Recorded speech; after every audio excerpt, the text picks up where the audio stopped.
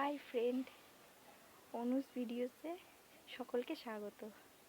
চলো আজকে আমি একটু অন্য কিছু দেখাই।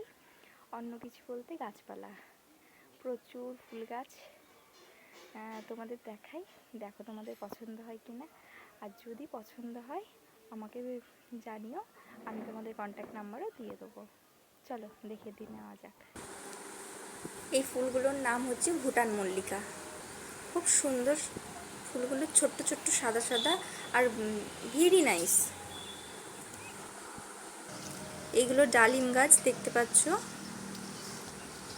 তার সঙ্গে অনেক রকম গাছ আছে। আসলে সত্যি কথা বলতে আমি এখনো সব রকম গাছের নাম জেনেই উঠতে পারিনি। এগুলো মিনি টগর, তোমরা এগুলো দেখেইছো আর জানো এগুলো সম্পর্কে। মিলি গাছ, এই যে ছোটো ছোটো ফুল। আর এই গাছটাই না এক ধরনের হলুদ হলুদ ফুল হয়, বলতে পারো একটু কলকে ফুলের মতো দেখতে হয়।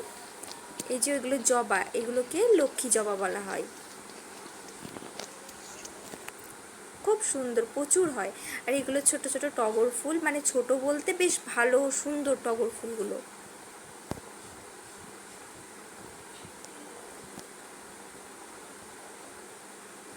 ওই গাছগুলোতে এখনো ফুল ফোটেনি বলে তোমাদের দেখাতে পাচ্ছি না। এইগুলোতে